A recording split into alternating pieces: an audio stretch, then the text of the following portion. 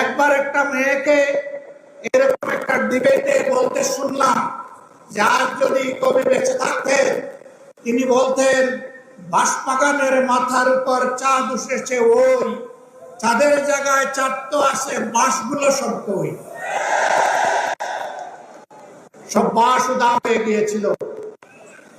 সম্মানিত দেশবাসী,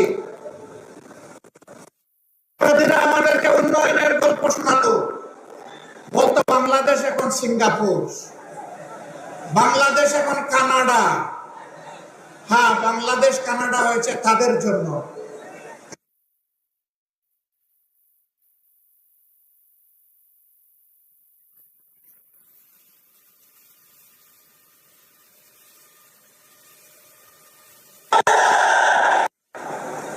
সম্মানিত বন্ধুগণ,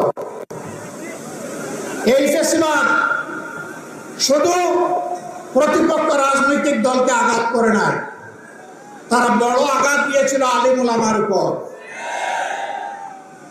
হেফাজতে ইসলামের নেতারা সারা দেশে অন্যায়ের বিরুদ্ধে প্রতিবাদ করেছিলেন।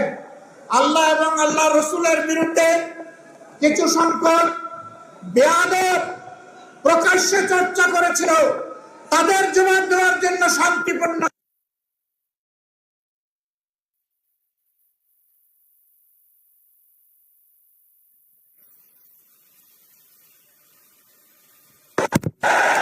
এতগুলো আলেম ওলামা মুফাজ্জল কেরাম আইকান তাদেরকে হত্যা করার পর, খুন করার পর কুখ্যাত প্রধানমন্ত্রী বলেছিলেন কেউ মারা যায়নি, ওখানে লাল রঙের যে তরল পদার্থ দেখেছেন এটা মোল্লা মৌলবীরা কিছু রং ছিটকে রেখেছিল।